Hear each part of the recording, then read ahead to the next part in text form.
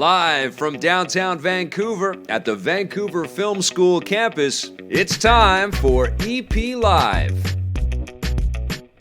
Hey, welcome to EPN. My name is Victor Lucas, and we bring you the latest in everything cool, and it is fantastic to see you. Sorry we were a little bit late today. It was very busy in the VFS Cafe here at 390 West Hastings, and we had to pull some wires, find some new wires, plug in wires, but we're here. Only about 5 minutes late. So thank you for joining us. It's good to see everybody. This rundown is going out to our buddy Douglas Minty, who says, great episode. When we will be in Vancouver in the fall and want to catch a show, what time do you guys start on Fridays? Normally the start time is 4:30 Pacific time, 7:30 Eastern Standard Time. And we do have shows Monday, Wednesday, Friday. So looking forward to seeing you here in the audience. Douglas, let's get started with your rundown. The Outer Wilds is going to be a multi-platform release, but Worlds, I always say Wilds on it. The Outer Worlds is going to be a multi-platform release, but after that, all bets are off. Following Microsoft's acquisition of Obsidian Entertainment last year, Xbox Studios head Matt Booty has told Game Informer that they see The Outer Worlds as the start of an enduring franchise for the Xbox platform.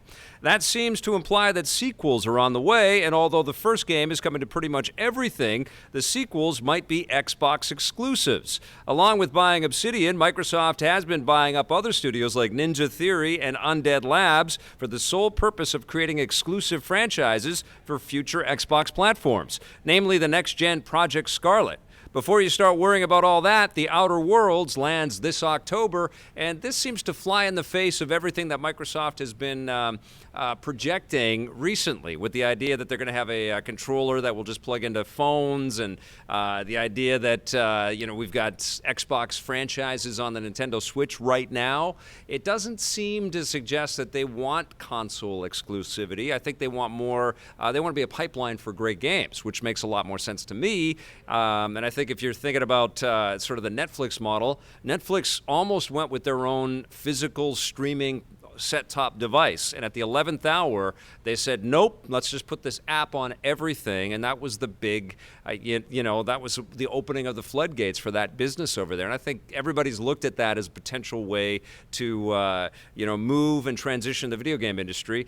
I don't know if Xbox has that exact strategy, but I would be very, very skeptical of this company deciding now, after all of these different moves and all of these other, indications, that they are seriously going to consider locking everything up and keeping everything exclusive for Xbox. My prediction is we're going to be playing Halo on PlayStation. So I don't know when that's going to be, but I predict that is going to happen.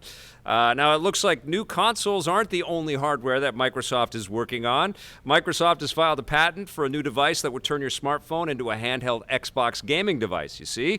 It looks sort of like two Switch controllers that attach to the sides of your phone, complete with the signature Xbox button layout. No official announcements have been made, but we already know that Microsoft is working on the cloud streaming platform, Project xCloud, which will allow you to play full Xbox games on a smartphone or tablet. A first-party Xbox controller built for your phone would seem like the perfect fit to go along with it. xCloud begins testing later this year. This is exactly the model that I think Xbox is predicting for themselves and putting forward for themselves. They are going to be a platform pipeline. They're going to be an opportunity to let people engage with their content in a million different ways, and I think that's going to ultimately be very successful. I think it's going to be incredibly difficult for consoles or platform controllers or owners to keep things exclusive in the future. I think that we are moving into games as digital assets for sure, but I think the move is going to be more, whatever screen you see is going to be a conduit to entertainment. And that's true in movies, it's true in music, it's true with books and comic books, and I think it's going to be true for video. I don't know how video games can be that last holdout. It's worked for the business for a long time, but Google's investment into Stadia is basically putting a line in the sand saying we want people to be able to play games anywhere they want. Anywhere they want to. Anytime they see a screen, they should be able to jump into a AAA game. And I don't know how you compete with that if you're in the game selling business or the game propagation business. You want to try to get as many people in as you possibly can. I think Xbox sees that. I think that's what they're going to do. And I think we're going to be playing Halo on PlayStation. All right, I think that's going to happen. All right, now the next Call of Duty game isn't out yet, but fans have already started to worry about the next Call of Duty. Rumors have come in that next year's entry in the military shooter franchise will be another installment of the Black Ops series. YouTuber Long Sensation, who has accurately reported Call of Duty leaks in the past, claims that the new game has the working title Black Ops 5 and, like previous entries, will take place during the Cold War. Whatever the new game is, we do know that it's being handled by Black Ops 4 developer Treyarch, which reportedly took over from original developer Sledgehammer Games earlier this year. Activision has already stated that they'll continue the annual release cycle of the franchise, so expect new games every year well into the future. The latest, Modern Warfare, lands in October, and I have to be honest, I'm having a really tough time keeping track of all of the Call of Duties and all of the subtitles. I'm very excited for Modern Warfare. I've gotten my hands on it, and I played it, and I saw a big chunk of the single player, and it's super exciting. If Treyarch is working on something that Sledgehammer used to do, and it's a Black Ops game, I'm sure they're going to do a fine job with it. But it's very hard for me to kind of speculate as to what kind of game it's going to be. Although I do think that the precedents will be set with Modern Warfare to ground the combat in more realism and to make us feel the effects of the war in some pretty horrific and brutal and honest and authoritative ways. That's the whole sort of mantra for Modern Warfare. I don't see how they can just scrub that and go back, hey, let's be crazy with Black Ops 5, although that's what Black Ops has traditionally been, has been super over the top. But yeah, I've loved the Treyarch stuff. I've loved the Infinity Ward stuff. I was a fan of what Sledgehammer did, and I know a lot of other studios all over the world take part in all of these Call of Duty behemoths. I'm sure it will be fun, and I'm sure that it's incredibly important to Activision, which has started to whittle away its franchises and really bank on these big, home run hits that they see in games like Call of Duty. I think a lot is riding on Modern Warfare doing very well, though. There is definitely some franchise exhaustion and some skepticism. And they've announced a lot of things, like keeping the season pass out of it and letting people have access to all the maps and being less about sort of trying to rope people into the bigger purchases and maybe make it all cosmetic purchases for microtransactions. But they're sort of playing from the standpoint that they want gamers to be feeling like it's a value overload with Modern Warfare. So let's see if that works for them, and if it does, how much that influences the future of the Call of Duty franchise. One thing is for sure, though, it's going to look pretty because it's going to be on the new machines next year. With all the big 3D games out there these days, there's still room for a classic 2D style platformer. Developer Frozen Byte has announced that the new puzzle platformer Trine 4, The Nightmare Prince, will hit consoles and the PC on October 8th. The game is a return to form for the series, doing away with the action-oriented 3D perspective of the last game in favor of the 2D platforming and puzzle mechanics of the first two entries. In Trine, players use 3 different characters with unique abilities and then use them together in order to overcome obstacles and battle enemies. Trine 4 will also introduce new 4-player co-op, allowing you to have 4 characters on the screen at the same time, which kind of makes the Trine name not make sense anymore, right? It's weird. They should have called it Frine or something. I don't know. Forn. But I like the Trine games. They're super fun and super beautiful, and we got a nice big hands-on and a generous look at different levels and stages in Trine 4 when we were at E3, and it put a big smile on my face. The puzzles seemed insidious. It seemed to me, which is part of the fun, it seemed to me that the developers knew exactly how to fix and solve everything, but I was scratching my head going, how the hell did they know to lift that rock over there and then generate that globule and jump on there and push all the bad guys over that? I didn't know how they did it, but they did it, and it looked beautiful. I'm looking forward to this game in a big way. And kudos to Frozen Byte to getting up to number 4 in a game franchise. That's hard to do for anybody, and they've done it, so that's very cool.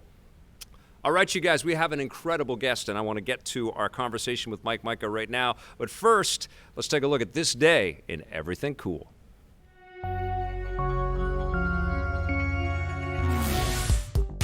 Welcome to This Day and Everything Cool for August 12th. On this day in 2014, a game that's probably never going to be released was released. Konami and Sony launched PT, or Playable Teaser, as a free download on the PlayStation Network just after announcing it at Gamescom. The demo, which sees players trapped inside a seemingly endless loop inside an eerie haunted house, was developed by Metal Gear Solid creator Kojima Productions, and to the surprise of everyone, upon completion, it turns out that PT is actually a teaser for a new Silent Hill game called Silent Hills. Director Hideo Kojima was planning to make the game in partnership with Walking Dead actor Norman Reedus and Oscar winner Guillermo del Toro, with fans salivating at the idea of getting such an ambitious and original Silent Hill game. Unfortunately, those dreams became a nightmare. Kojima and Konami had a very public falling out a year later, and as a result, PT, or Silent Hills, was canceled. The playable demo was soon removed from the PlayStation Store, making it impossible to download legally, so PS4s that still have it installed have since become a hot commodity. Kojima, del Toro, and Reedus have since regrouped and begun work on another cryptically weird project, Death Stranding. As for Konami, the publisher hasn't shown any signs of reviving the PT idea or revealed what they have planned for the future of the Silent Hill franchise, if anything. The game's probably taking 10 minutes. All just right, to get past we this. are back, and we have a fantastic... Okay, start again. Okay, start again right now? Okay, we're live. We're getting a clean entry on this cut video later on, though. All right, we've got an incredible guest today. Please join me in welcoming Mike Mika to EP Live. Mike, it is fantastic to have you here, my friend. It's good to see you. Hey, good seeing you. Mike is the studio head at Digital Eclipse and has had a vaunted career making video games. How long have you been making video games, Mike? Oh, you always have to ask this, don't you? It makes me feel so old. It's been since about 94 professionally. 94. What was before that? It was just like Commodore 64 games in brown bags at computer stores, but professionally, Game Boy 94. Around that. Okay, let's go back to the brown bag video games. How old were you when you were doing that? Were you in high school, just making up your own? I started making software when I was still in elementary school, and I was like 6th grade. I started creating these little games and little paint programs that I would go to the local computer store and just sell in a brown bag, and I'd draw pictures on it and sell for like $5. I think people would buy it out of pity, but I pushed some units, they would say. That's amazing. And were you programming in BASIC? What were you programming? I was programming in BASIC because that was the easiest thing to learn how to do at that age. So I was like learning all this stuff, and then it was one guy who came to the store that gave me a book about machine language. He's like, "This will change your life," and it sure did. That like got me really kind of figuring out how machines really worked. That is amazing. And then so your love of computer programming and game making definitely persevered and was a part of you and continued. So when did you start professionally making video games, and what was your first game? I started in 94, and in true classic game industry fashion, the first game I was really working on professionally got canceled. It was a Bomberman game for the Atari Jaguar. Wow. And we put so much money into it. Like, we're just college kids who are just like, let's get credit cards and let's max them out, and we're going to make all this money if we put this in. And then, boom, Jaguar dies. But then after that, I started to, lick my wounds and say, maybe video games aren't for me. But then I started to dabble in Game Boy. I just had figured out, because I had done the Commodore 64 and programmed all this stuff before, so I'm like, the Game Boy can't be hard to figure out. So I didn't have official dev equipment. I just started figuring out how to hack the Game Boy. And I started making little games, and the first game I did was a version of my favorite Atari game called Yar's Revenge. And I made that for the Game Boy, and a company called Telegames out in Texas picked it up. And so that was my first real published game. That's incredible. I think you and I maybe met during the Atari interviews that we did back in 95, 96, it feels like to me. I believe we did, because we go way back. And like that was that time when we were both kind of like figuring all this stuff out. And yeah, the Atari Jaguar was just kind of trying to come to life, and tried. That's blowing my mind. And then, of course, I would run into all kinds of things. But I think we met with Jerry Jessup and some of the ex-Atari guys. Yeah. Dan Van Elderen, a bunch of everybody was getting together. And you knew all those guys because you were already starting to work on stuff with them. Exactly. And I was out in Michigan working on all this stuff for them remotely. So I didn't see all the turmoil going on. I was just kind of like, I'm happy to be making games. So it's good times. Did you grow up in the Bay Area? No, I grew up around Detroit, actually, Detroit, Michigan. So moved out in 97 to the Bay Area. That's the two locations I've basically lived in, Bay Area and Michigan.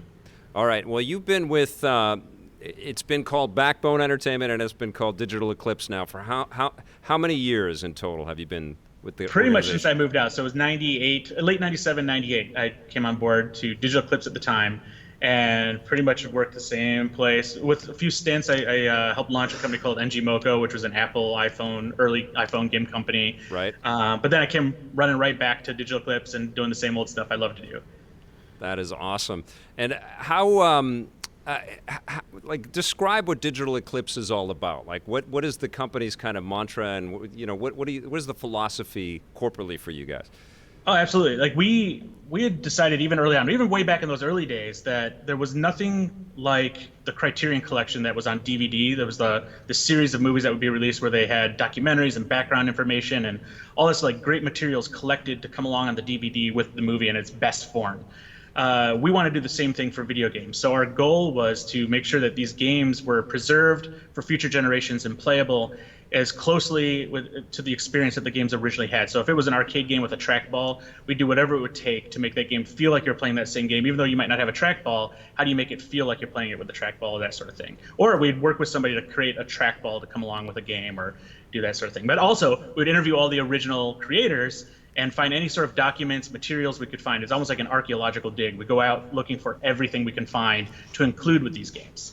Now, when Digital Eclipse started to do that work, it was a different business than it is now. And I'm curious how the company sort of received you guys and your desires to kind of remake the game. Was it a harmonious thing, or did people just sort of go, who needs that stuff? We're on this now.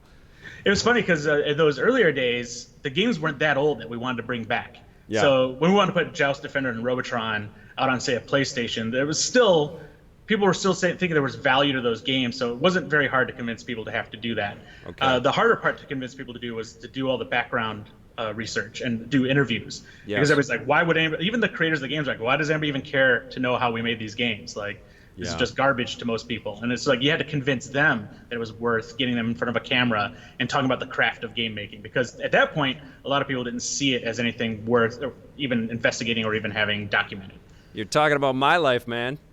I know. That's what it's been about. I know developers are not always eager to talk about their work. They really aren't. And they don't see the value in it as much. Because like, there's a lot of times where it's like they don't even want to think about it anymore. Because it was really hard work, or it was a really troubling time because like you're working so hard. That's changing now, but those early days, people were just kind of like, move on, like you were saying, move on to the next greatest thing, keep pushing forward. Technology's moving really quick. I don't want to think about the old stuff anymore. Well, it feels like there is a lot of change in the thinking around that. There's I've certainly noticed it with the products like the Analog Super NT and the Mega SG, and the cartridge sort of scene on eBay and Craigslist and all that stuff. Have you noticed that the appetite for retro it's not going away? It's just getting larger and larger. Oh yeah, for several years when I had left the original Digital Eclipse, they pretty much shuttered the brand because there just didn't seem like there's much more traction in classic games.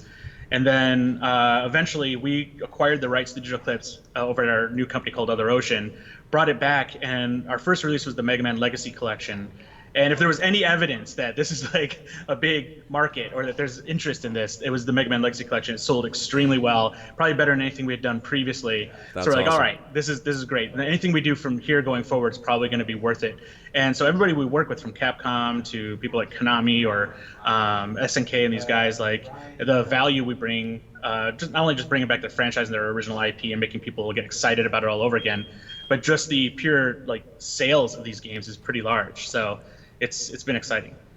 Is there a company that gets it the best in terms of preserving their archive and finding a way to get it out to people in as many different ways as possible? They're all pretty good. There's usually an educational process because at first they're worried about what are the legal. Like, there's a lot of stuff that was created a long time ago where they don't even have the contracts for who did the music anymore and stuff. So there's always those hurdles you have to get over. But we try to help them out in all those areas as much as possible. But I'd say, like, most recently it's been SNK because they pretty much go out of their way to make sure that any of that old material, any of the old rights and stuff should get sorted out, because they just had their 40th anniversary, right, and they realized they didn't have hardly any of these materials anymore. And so part of the effort was not only just making this collection, but also helping them find these artifacts of their history and bring it back to them. So we went around the world finding things like games that they didn't even know existed anymore, or source code, or audio, or even contracts and all that stuff, and brought it all back. And now they have it all in their hands now. And we created this really great product with all that stuff in it. That is amazing. You must have met some of your heroes along the way putting this stuff together. Oh, absolutely.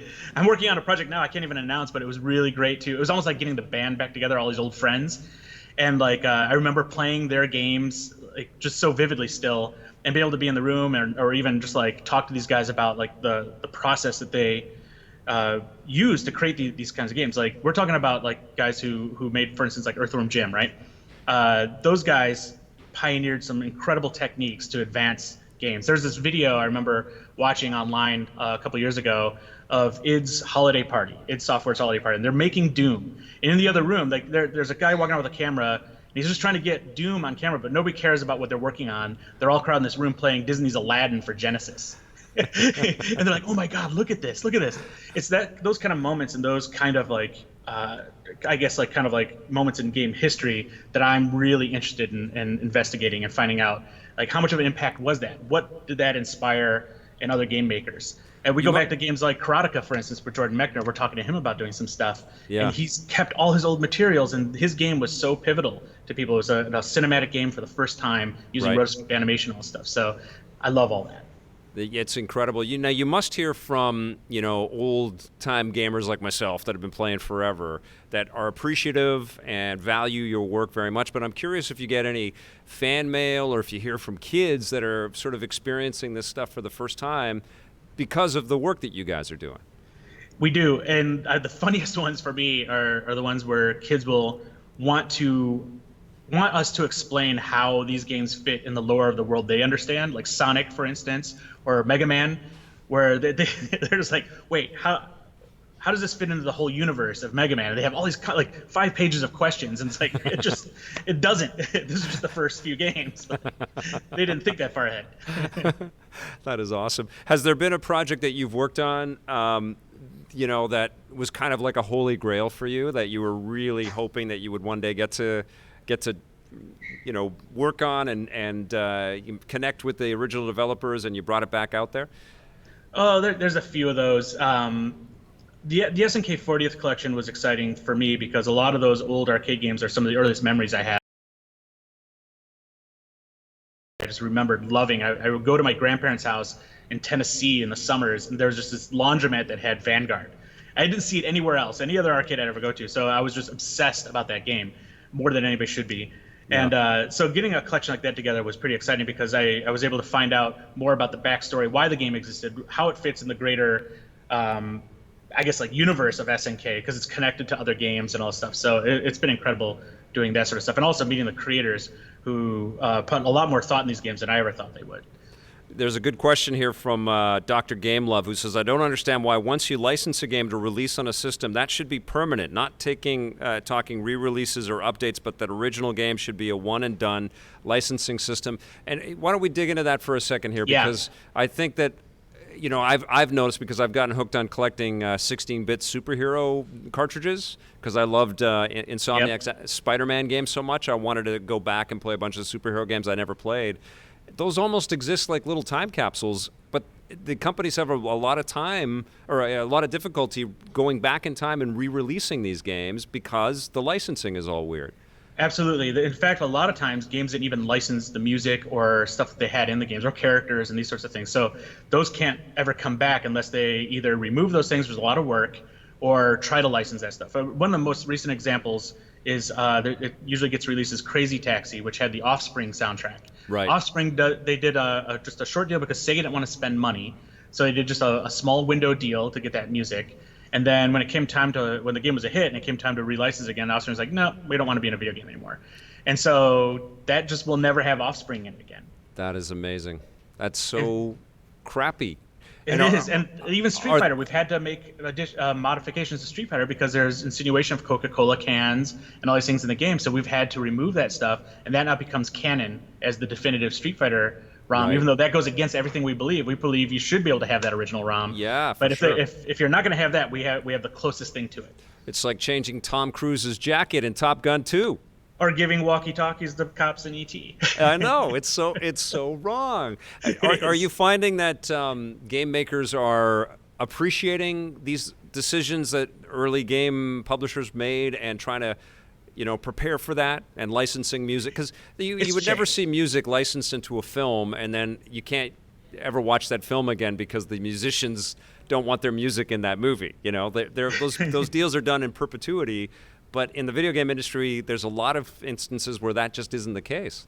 That's true, and I think now after working with so many different companies, from Electronic Arts to Activision to SquareSoft, we've all learned collectively that, okay, going forward, you license differently. And so now licensing is a lot more like the film industry. But before that, if you think of games like Sidearms from Capcom, which is a side-scrolling horizontal shooter, the robots in there are Gundam robots. And we had to change the art on the robots for these iconic robots in this game. And it hurt us so much to have to do that because there's no way they were going to let us license that again. Oh, man, that sucks. I got a question here from Blade Blur. What was it like to work on the Disney Afternoon collection?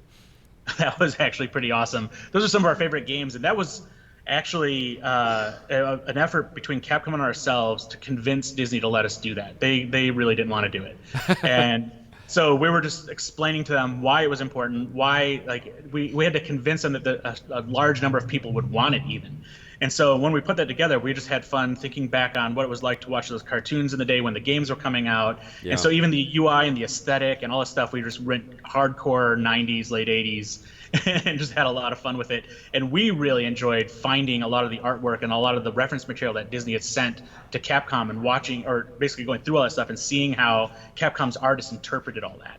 So it's an amazing thing to see U.S. created animation and artwork go into Japanese game developers' hands and watch that hybrid come out. It was awesome. I love it. And then how does Disney feel after the fact when they see? Oh, they were much happier with it. Yeah. I think they got the picture about halfway through and realized, okay.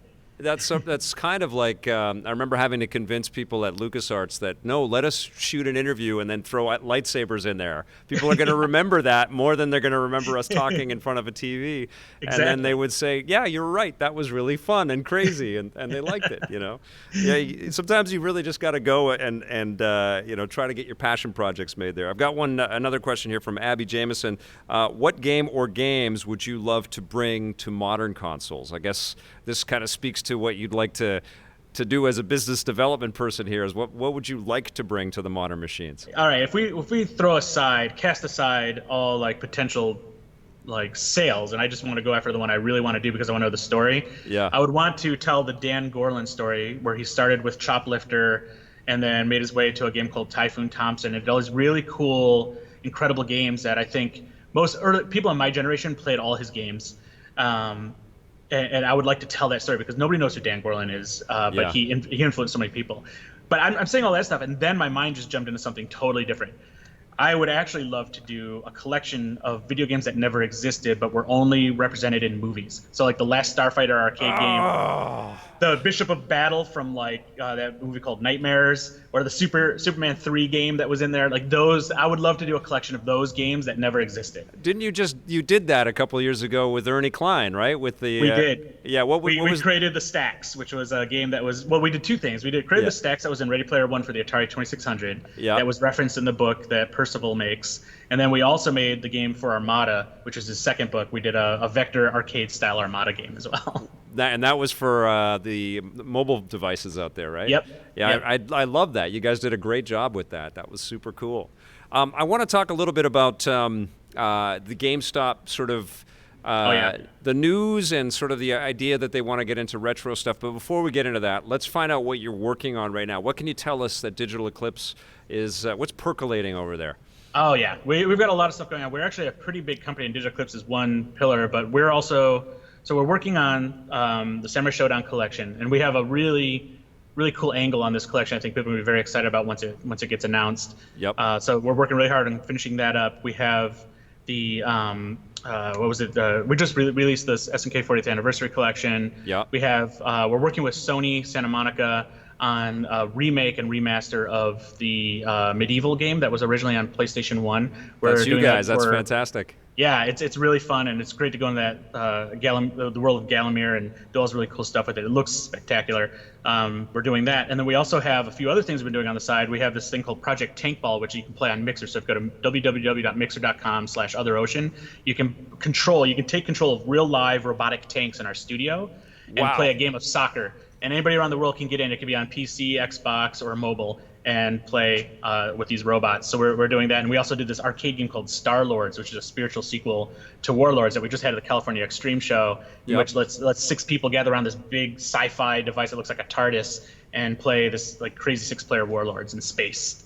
Oh my God, that sounds incredible. That's awesome. And you made that as an arcade game, the Star Lords game? We made that as an arcade game, and now we're looking at, like, we get ahead of ourselves. We make the arcade game, and they're like, okay, now how do we produce this for people? Because we've already got people putting in orders without even any sense or concept of how we'd fulfill it. Yeah. So we'll figure that out as we go. Are people asking you guys to make cartridges and to bring some of your work to consoles like the analog, Mega SG and the new Poly Mega that's coming out there? And are you guys working with Intellivision? Yes, so we're working with Intellivision. We've got a number of titles we're doing for Intellivision with Tommy and those guys. Those are really exciting things. He just had a really good showing at E3 behind closed doors, and one of our games was there, and we managed to get an award for it and all stuff. So that was really exciting. It was an award from Tommy, so it's like, well, it's all incestuous, but it was still cool. So yeah, we're doing that. And then your point about like the resurgence of these consoles that play the old hardware, Digital Eclipse particularly is going after the concept of releasing some of the older games in their finished forms, because a lot of games were rushed to market, and we're finding source code and versions of these games that were complete versions or were intended to be completed. So our goal now is to try to find all that and release the final versions of games on cartridge for Super Nintendo, Genesis, and these sorts of things. Holy shit, that's awesome. We're finding new levels, we're finding new music, we're finding new characters, we're finding all this stuff, and it's like, I didn't realize how many of these things existed out there, and so we're having a lot of fun figuring it out. Can you tell us any of them? I wish. We're close, though. We're really close to talking about a couple of them soon. So. Oh, that's phenomenal. And there's actually a lot of games. The other part of this, I've been working with the Video Game History Foundation, Frank Cifaldi, those guys, and we've been finding a lot of games that were pretty much near complete that nobody even knows about from big developers and big companies. So our goal now is to also try to get those games to market in their original format, whether it's a Neo Geo cartridge or a CD for PlayStation or whatever. We want to try to get that to happen. So what is going to happen here? Because I feel like we're on a couple of divergent paths. Actually, we're on 3, because there is still this retro preservation and new hardware that keeps coming out. There's a rumor that Analog is going to have an FPGA Game Boy or handheld soon to announce. You probably know about that, but we probably can't talk about it yet. But it feels like there's new hardware that plays classic stuff. It feels like there's a market to sell the old classic content in retro shops, and it also feels like there's going to be digital solutions to let people download it, like what Nintendo was doing with the Nintendo Switch Online option out there. So retro is going to be available in a lot of different forms. Where do you think most people will go for this stuff? I still think most people will probably go for modern consoles with emulation of the classics, because it's the most accessible way to do it. However, if you look at like what Analog's doing, it's a pricier option, but that's the more authentic option. And then with what GameStop's been talking about, I think that's got a few complications, because those older platforms do not work very well with modern televisions and that sort of thing. And the controls are really old. No matter how well you fix them, they're dated, they're hard for people to understand and use. So I think there's still probably, as much as I hate to admit it, there's the leading market is still going to be emulation on modern consoles and platforms. Why do you think companies like Nintendo, which were champions of the cartridge? I even posted a video from one of our early segments with Ken Lobb talking about why cartridges for the Nintendo 64. So they were champions of the cartridge, which kind of is like a permanent storage solution in a lot of ways, right? It's an incredible instant storage solution. Why doesn't Nintendo release, even put slots in the Switch that let you play Game Boy games or 3DS games or something? Why don't they give you new hardware that accesses their old libraries? It really comes on the path of least resistance, because that's an expensive component to put on that. You'd end up spending $100 more to have that on there, believe it or not. And it's just like, if it were back in the day, it would be a lot cheaper. But now to make that kind of hardware again, or even that interface for that cartridge, just costs too much because nobody Right. does that anymore. So that's really where it is. The tooling for all that's crazy. Just like games that work, those older games work best on CRTs, but you're never going to really be able to get a CRT for a great price anymore if you want a new one because they don't make them anymore. So that stuff's just all kind of gone too. And what a lot of people don't understand is like to play these older systems properly, you need to play them on a CRT because modern screens have lag, latency, and all these things. It's not going to feel right or look right. Right. And that's why the analog systems cost as much Yep. as they do. Have you played around with the Polymega machine at all? Yeah, I've talked to those guys quite a bit. It's a really cool idea. And it's not FPGA, but for most people, I don't think that really matters. I think what's really going to matter to them is that they have the right feel and the delivery mechanism, being able to put like PlayStation discs in and play those directly. That's a modern way to do that. That's really awesome. You don't just play classic games, though, and you don't just want to make classic games. You guys have aspirations to do all kinds of other things out there. What's kind of in the modern world that you're a big fan of? You know what? I really like. I'm still a sucker for small. I think. Well, I'm not. Well, I look forward. I look forward in a weird way where I'm kind of looking back at the retro games of yesteryear because we did a game a few years ago called iDarb, which was this crazy kind of like crowdsourced design game. We just announced iDarb 2, which I'm super excited to be working on because for me, we get to embrace some of the new technologies come out with the next gen consoles and all stuff to do a really small arcadey game, but in ways that you could never do it before, whether it's how people connect and watch and play or the kind of interface that is going to be available on the next gen consoles. That's all going to come into play for the next game. That's awesome. I got a question here from Ty Fish who says, do publishers and classic devs see all the appeal to retro and the huge burgeoning interest in it all? Do they watch how the market is trending?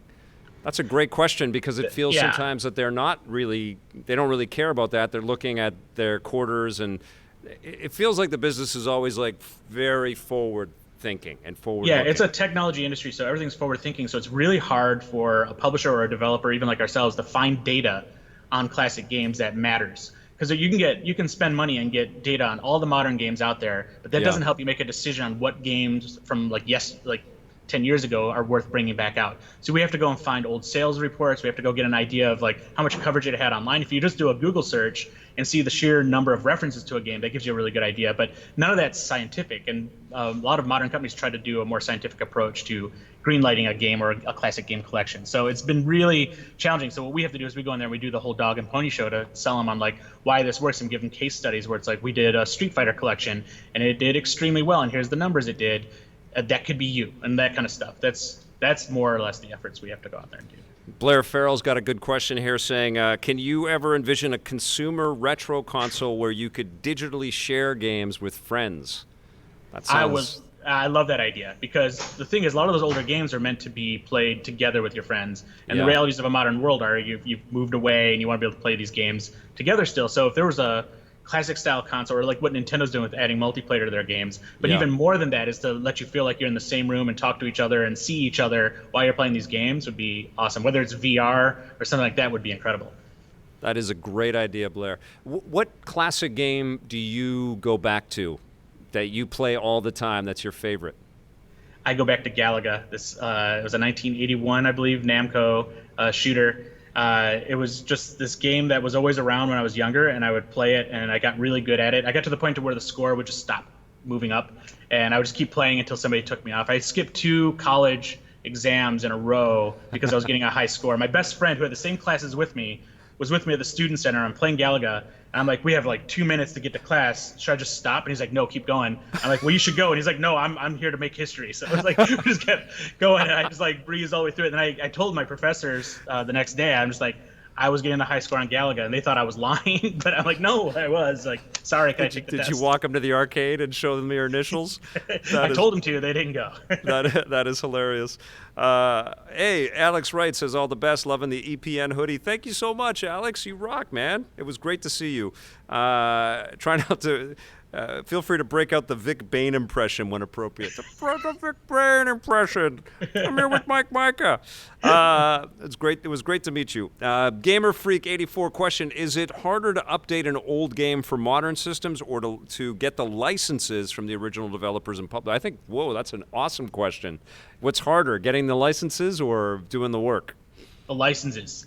Yeah. We've gotten really good at doing the work, and Yeah. we've found so many creative ways to make that all worthwhile. We've done cool things where we have like watch modes that let you watch a game from start to end, and any moment just jump in and start playing. So you can chapter search to a boss and do all that stuff. That was all easy compared to trying to get the licenses. There's weird things that come out of nowhere where it's like, hey, this game has like this little banjo interlude, and you're like, okay, and then suddenly it's like, oh, but that's owned by this guy that we don't even know where he is anymore. So then you go try to call the family. Oh, he died 10 years ago. Oh, well, who has the wow. rights to this thing and stuff. So that stuff is the worst. You end up spending so much time trying to like tidy everything up so nobody gets sued.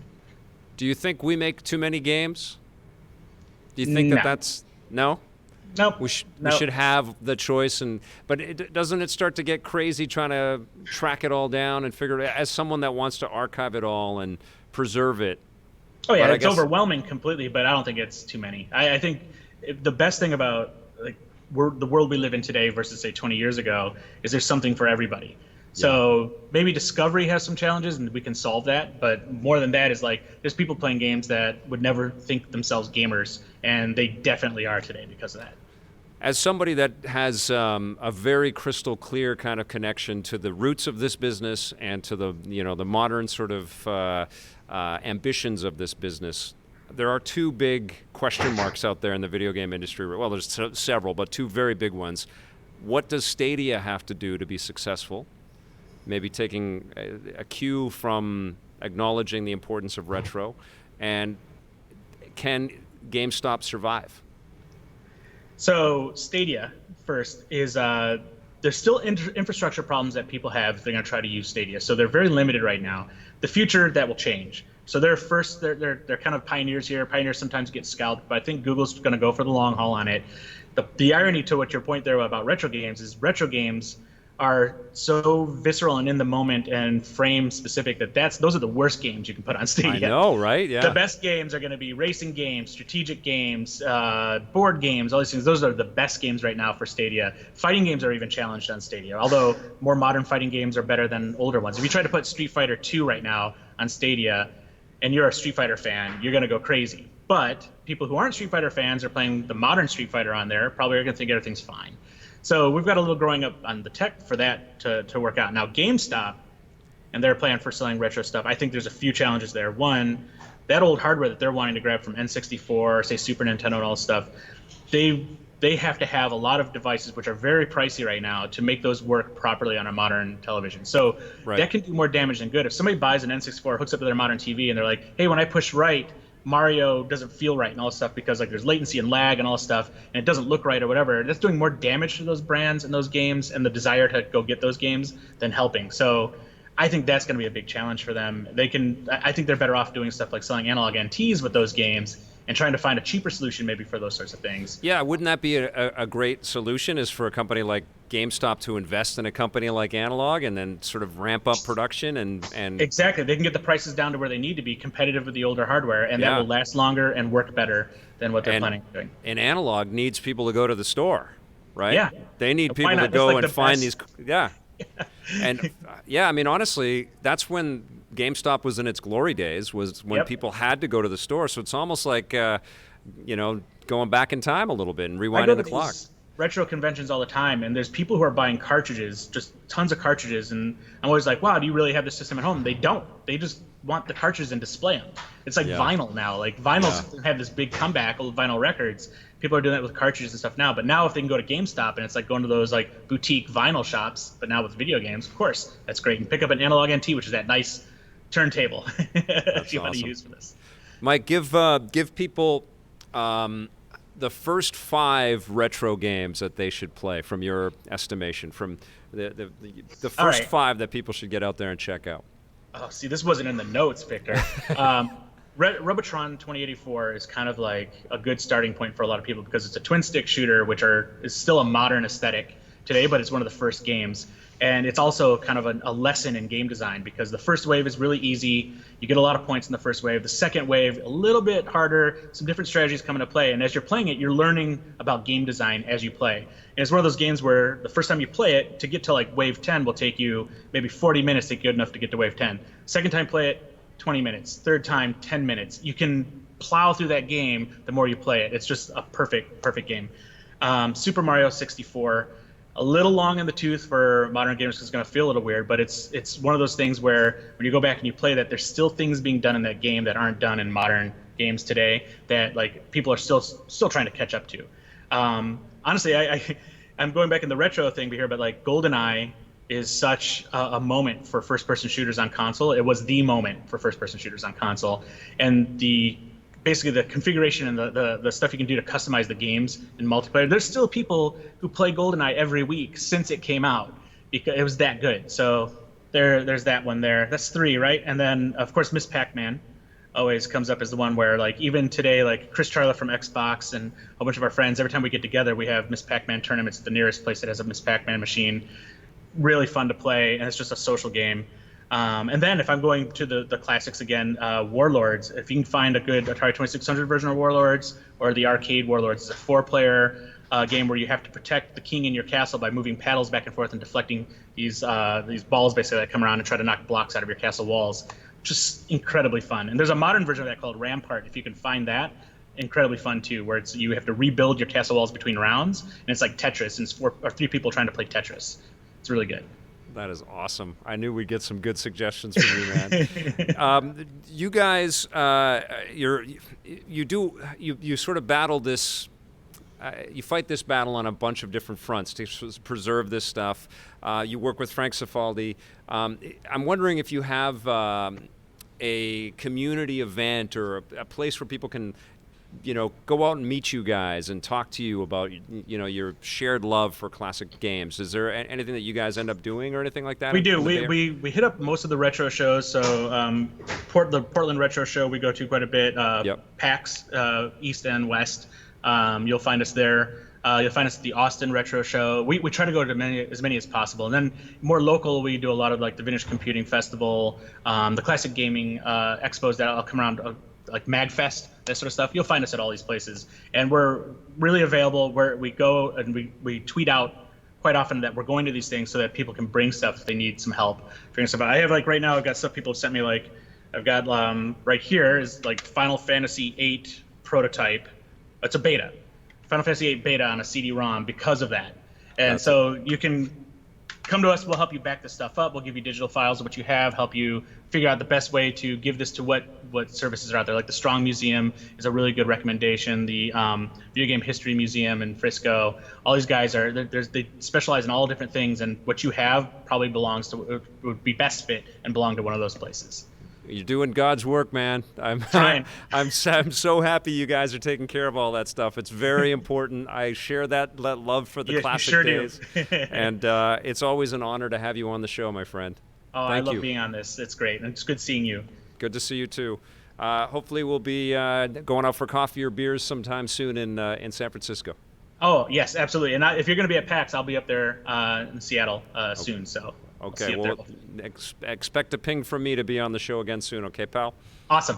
Thanks, Mike. Victor. All right, Mike Mika from Digital Eclipse, everybody.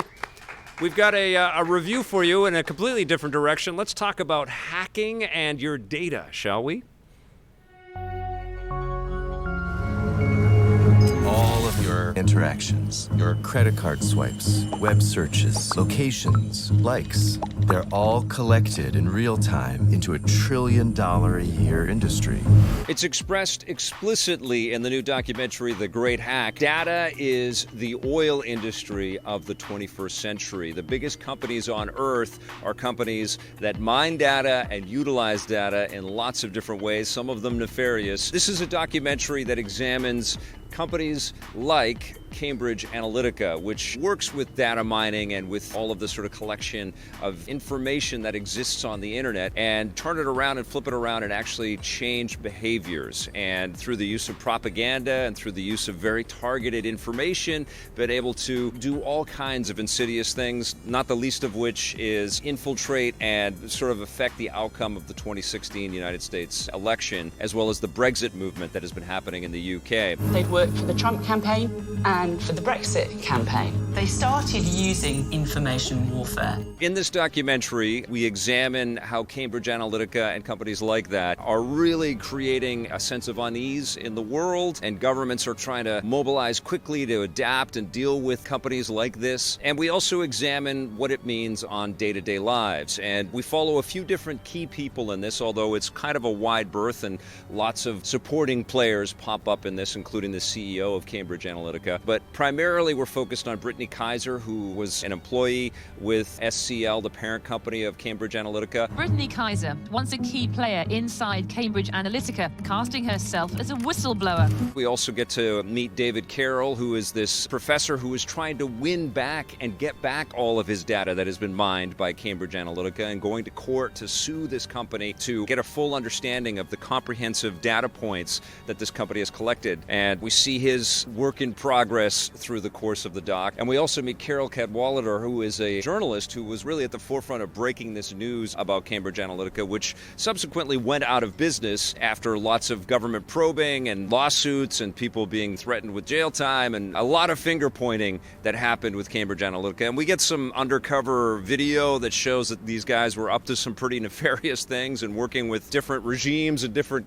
kinds of people and effectively saying, look, we have all of this information and we've gotten, proof positive. We've put a lot of these platforms through before and we can help your platform. We can help get your people elected in your government. And it's creepy as hell. We targeted those whose minds we thought we could change until they saw the world the way we wanted them to. This doc doesn't really show us a world that we're not aware of, especially if we've been reading the news or following a lot of this information. Certainly Facebook is constantly in the news for privacy breaches and their sort of ambivalent attitude around protecting everybody's privacy out there. There's concern about how much information Google has and Amazon has. Certainly this dialogue is very interesting, but when it comes to creating a documentary that is authoritative and fully fleshed out and has a complete understanding of what's happened, how we've solved a lot of these issues and where we go from here, that's not what we get out of The Great Hack. It's more of like, these are the concerns that the world has and we should all be shocked and we should be very cautious and careful with the way that data is being utilized. We should be in the know. And one of the things that they examine in here is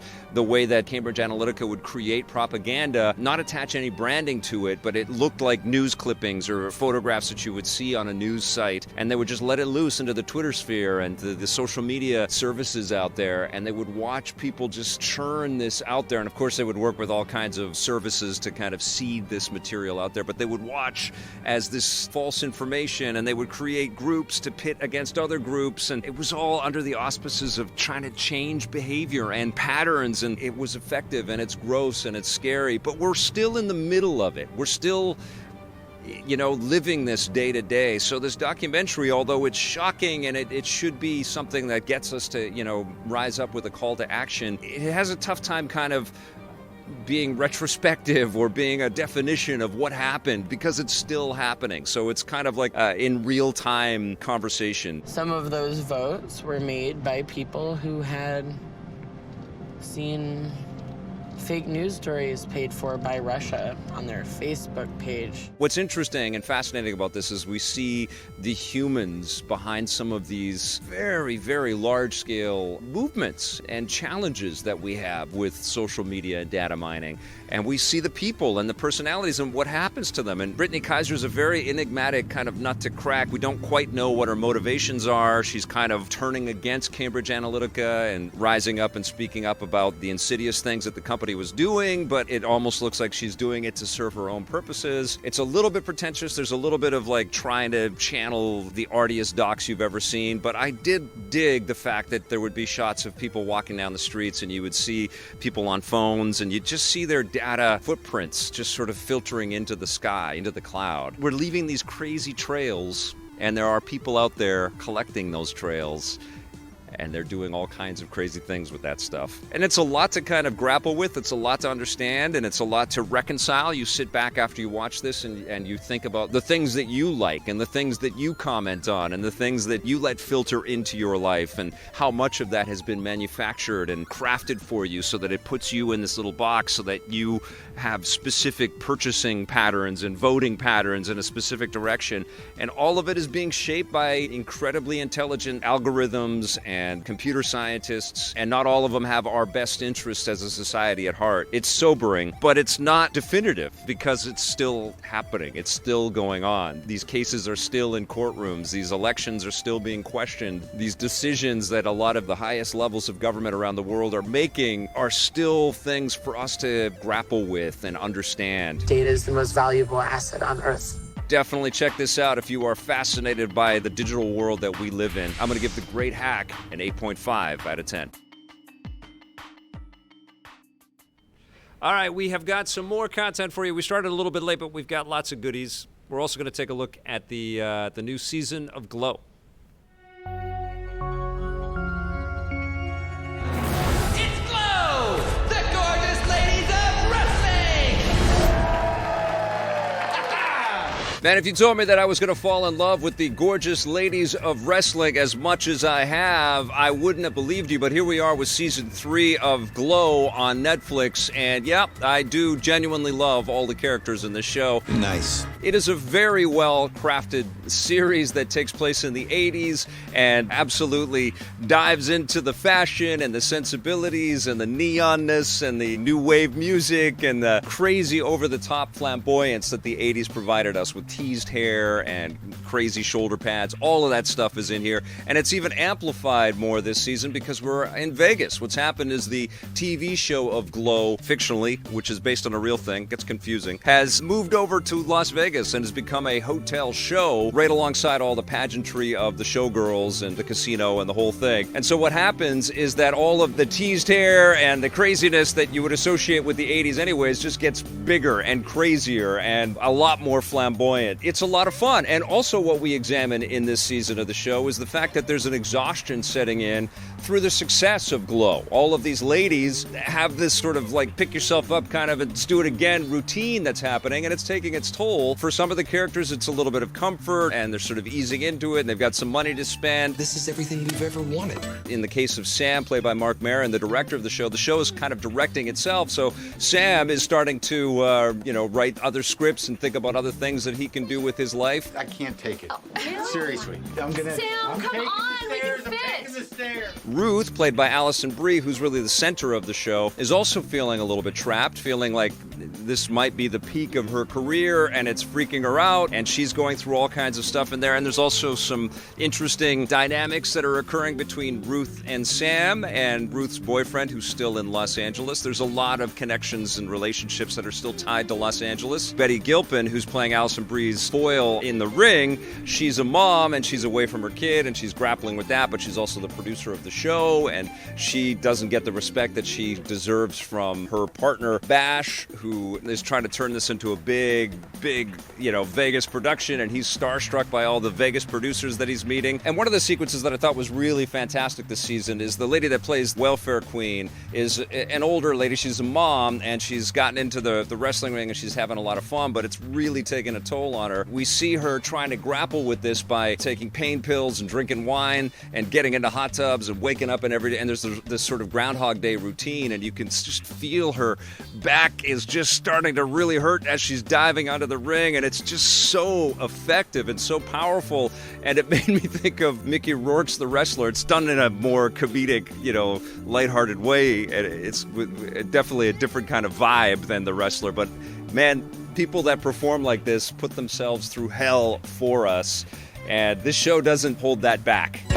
We can't grin and bear for another 9 months. And so what the season kind of shows us is how these individuals, these humans, deal with the routines of putting the show on all the time. And the show itself, the series, actually takes a break from throwing too much wrestling at us. The first couple of seasons really were a showcase for the athleticism that all of the actors had to kind of train themselves for so that they could believably pull off some of these moves in the wrestling ring. And we do get a little bit of that this time, but understandably, the series is trying to diverge a little bit so that we're not just seeing the same kinds of scenarios over and over again. And in fact, the wrestling sequences that are in this season are much cooler because they're done from a perspective of, well, these people have seen all of this stuff before. Let's shake it up. Let's mix it up and throw in some crazy new nuances, like changing up the different performances that each of the actors has to do, so they're playing different characters. Or let's do a Christmas-style pageant in the middle of everything. I don't really know what to say to that. But really what we're diving into with this season is the interpersonal dynamics. Lots of characters exploring their sexuality, and this is Vegas in the 80s, and certainly there is this move to have some sexual freedom, and of course the AIDS epidemic is interspersed throughout the storylines as it has been in previous seasons of Glow. It can get a little bit heavy, but it's really, really well portrayed and done with a bravery and an honesty, and there are some horrific moments in there, some rampant ugliness that is shown, but also some real beauty and support as well. You see this ragtag crazy group of characters becoming a supportive family and trying to take care of each other and really making sure that everybody is okay. And there's some awesome sequences that take the ladies out and they're camping or they're off at a horse ranch, and some characters that have some really nice twists and surprises in here because they're sort of stereotypical characters that you've seen in a million shows, and then they pivot and do something extraordinary, and it's just a nice, really subtle surprise that kind of underlines that, you know, humans are never just one thing, you know, and that's the stuff that really sinks into your heart, makes you feel like Glow is a very special series. God, I love opening nights. This is an extraordinary show. I'm really impressed with it. I really hope that there's a season 4. There's a pretty heavy emotional cliffhanger at the end of this season, but if you've been along for the first couple, you're gonna love season 3, and if you haven't checked out Glow yet, you're in for a treat. It's an amazing show. I'm gonna give Glow season 3 a 9 out of 10. All right, there you go. Glow is definitely worth watching, and if you haven't seen it, you got a great show to binge right there. That's going to do it for our show today. Thank you so much for joining us for EP Live. Remember, we shoot Monday, Wednesday, and Friday as often as we can while we're in Vancouver at 4:30 p.m. Pacific right here at the VFS Cafe at 390 West Hastings. We'd love it if you're in the Vancouver area and you want to come and join us. That would be amazing. But thank you all for joining us online, and we will see you on Wednesday. My guest is Josh Holmes, who is running a new game called Scavengers. We're going to find out all about that, and he's got a great history as well. Can't wait for that conversation, and I can't wait to see all of you. Thanks for watching, everybody. Play forever.